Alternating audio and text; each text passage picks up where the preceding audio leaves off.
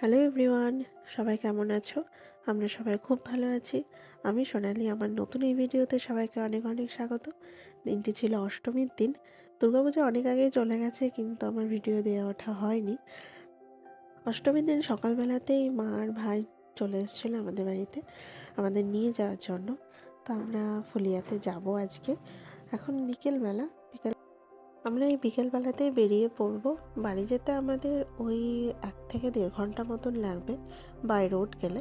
আর ট্রেনে যদি যাই তাহলে তখন একটু বেশি সময় লেগেই যায়। আজ আর বেশি সময় লাগবে না, আজকে অল্প সময়ের মধ্যেই বাড়ি পৌঁছে যাব। তো আমরা রাস্তায় বেরিয়ে পড়েছি। এটা আমাদের মেন রাস্তা। এই রাস্তাটির নাম যশোর রোড। এই রাস্তা দিয়েই আমরা যাব।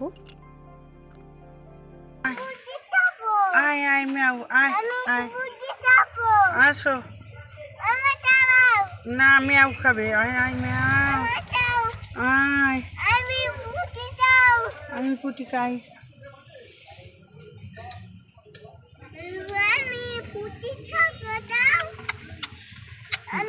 এই খাবি তোরা আয়। রেলগেট পড়েছিল বলে সেখানে আমরা একটু দাঁড়িয়েছিলাম। তো এখানে মা লাম্পুর সাথে একটু মজা করছিল ফ্রুটি খাওয়া নিয়ে। ও ভীষণ ভালোবাসে ফ্রুটি খেতে। তো এই করতে করতে অনেকক্ষণ দাঁড়িয়ে থাকার পরে যে ট্রেন চলে আসে, আর লাম্পু এখানে ট্রেনকে টাটা করছিল। ট্রেন দেখা কমপ্লিট, এখন আমাদের বেরোতে হবে। তো আমরা বেরিয়ে পড়েছি সেখান থেকে। অনেকটা রাস্তায় চলে এসেছিলাম। মাকে বলছিলাম, মা একটু এদিকে তাকাও, তোমারও ভিডিও করছি। তো তাই মার সাথে একটু কথা বলতে বলতেই চললাম। অনেকদিন পর আমি ফুলিয়া যাচ্ছি। নিজের এলাকায় পুজোর সময় না গেলে হয়তো ভালো লাগে না। অনেক মানুষের সাথে দেখা হয়, অনেক পরিচিত মানুষের সাথে। তাই 2 দিন শ্বশুরবাড়িতে থেকে বাদবাকি দিনগুলো আমি আমার নিজের এলাকায় থাকতে চললাম। বাড়ির প্রায় অনেক কাছাকাছি চলে এসেছি। সম্ভবত এটা তখন রানাঘাট ছিল। তো রানাঘাটের ওপর দিয়েই আমি চললাম। আর হয়তো 10 মিনিট লাগবে আমার বাড়ি পৌঁছতে। বাড়ি পৌঁছে আবার বেরোতে হবে ফুলিয়ার ঠাকুর দেখতে। তো সেই জন্য সন্ধেবেলা রেডি হয়ে ফুলিয়ার ঠাকুর দেখার জন্য বেরোবো।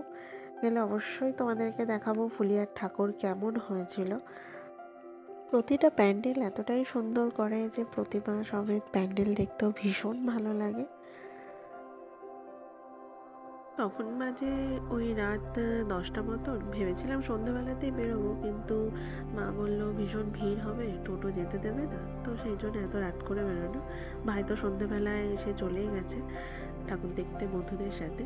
আর আমি, লিটন আর লাভ্য, আমার মা, আমরা এই 4জনে মিলে বেরোলাম ঠাকুর দেখতে। প্রথম প্যান্ডেল দেখা, প্রথম। রাত যে 10টা বাজে সেটা মনেই হচ্ছে না, কারণ মনে হচ্ছে এখন সবে সন্ধে শুরু হলো। পুজো মণ্ডপে এতটাই লোক ছিল, এত লোকজন সবাই মিলে আনন্দ করছে, মজা করছে, দেখতে ভালোই লাগছিল। আর এদিকে লাভ্য তার দিনোর কোলে উঠবে। সে আর হেঁটে হেঁটে মণ্ডপে ঢুকবে না, তার বাবার কাছেও যাবে না, সে নিজেও হাঁটবে না। তো এখন সে তার দিনোর কোলে করে মণ্ডপে ঢুকছে। প্যান্ডেলটি দেখতে দেখতে ঢুকছিলাম। খুব সুন্দর হয়েছিল ঠাকুরের জায়গাটিও প্লাস প্যান্ডেলটিও।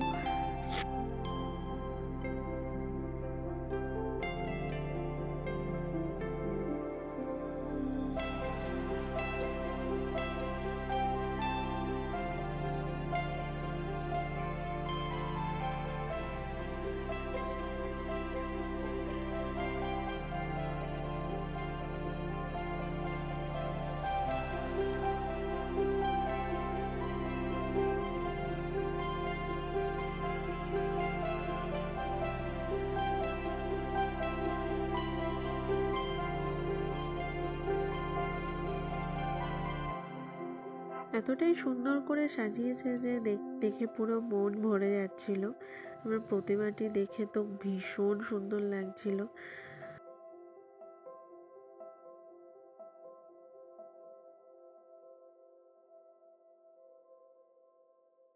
চলে এসেছি আমরা পরবর্তী প্যান্ডেলের দিকে। এই প্যান্ডেলটি করেছিল ফুচকা নিয়ে। ফুচকার যে শালপাতা হয় না, তো সেই শালপাতা যেগুলো এখন আর দেখাই যায় না, তো সেই শালপাতার উপর ডিপেন্ড করে ওরা প্যান্ডেলটি করেছিল।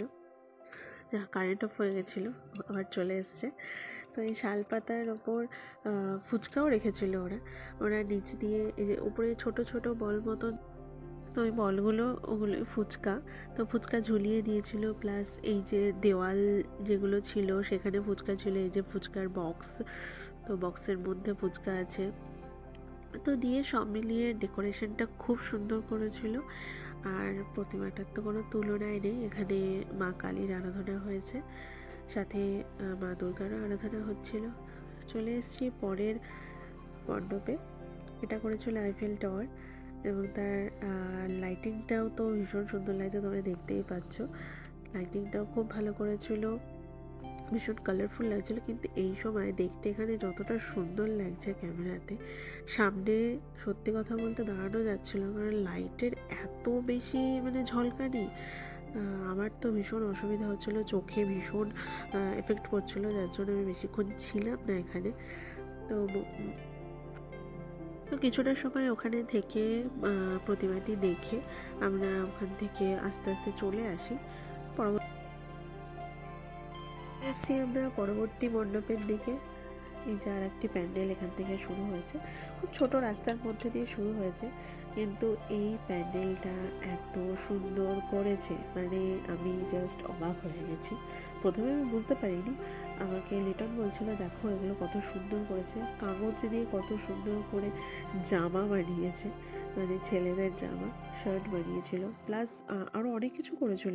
বেশ কাগজ দিয়ে এরা পুরো প্যান্ডেলটা ডেকোরেশন করেছে, ঘন্টা দিয়েছে, প্লাস মেয়েদের জামা বানিয়েছে। এই যে ও ভিডিও করতে করতে যাচ্ছে, মানে ওরও এত কালারফুল এত সুন্দর লেগেছে, আমার বেশ ইউনিক লেগেছে। কাগজ দিয়ে এগুলো করেছে তো অনেক খাটনি। এই যে ওপরে এগুলো ছাতা করেছিল ছোট ছোট, আশেপাশে যা দেখছো সব কিছু কাগজের করা, কাগজ দিয়ে পুরোটাই সুন্দর করে সাজিয়েছে। চলো সামনে তোমাদেরকে দেখাবো। ওখানে একটি বাচ্চাদের মেয়েদের, হ্যাঁ এই দেখো মেয়েদের জামাগুলো আমার কাছে এত কিউট লাগছিল, আমার ভীষণ ভালো লাগছিল। ওখানে বলা ছিল যে কোনো কিছুতে হাত দেবেন না বা নেওয়া যাবে না, নয়তো আমি ওদের কমিটির কাছ থেকে চেয়ে হয়তো একটা নিয়েই আসতাম।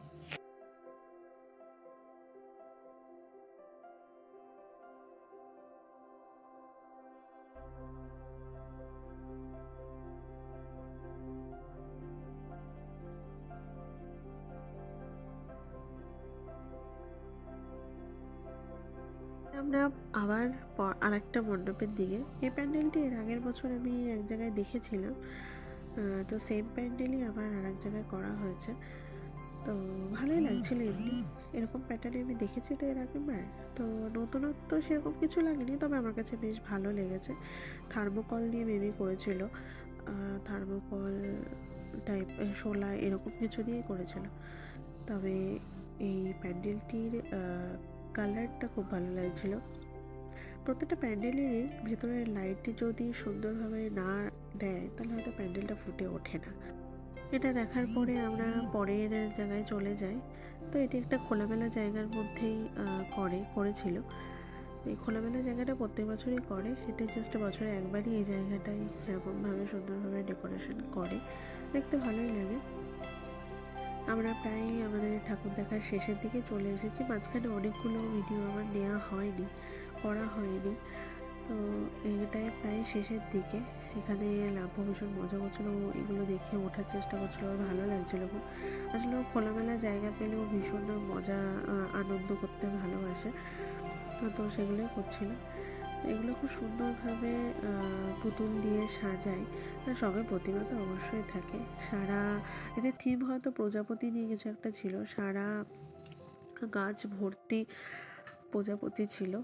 এখানে লাভ্য নমস্কার করছে ঠাকুরকে, তো এক হাত দিয়ে করেছে, তারপরে বাবা বলছিল ভালো করে করো, তো তারপরে আবার ভালো করে করছে, মা ওকে দেখিয়ে দিচ্ছে ভালো করে করো। গান বাজছিল সেহেতু নাচানাচি করা তো চাই, অবশ্যই করতে হবে। তো আমাদের মোটামুটি ঠাকুর দেখা কমপ্লিট। তো তারপরে 2-3টে ঠাকুর দেখেছিলাম, আর সেগুলো ভিডিও করা হয়নি। ভিডিওটি ভালো লাগলে লাইক, কমেন্ট এবং শেয়ার করে দিও। আজকের মতন এখানেই, আবার দেখা হবে পরবর্তী কোনো ভিডিওতে। বাই, সবাই ভালো থেকো।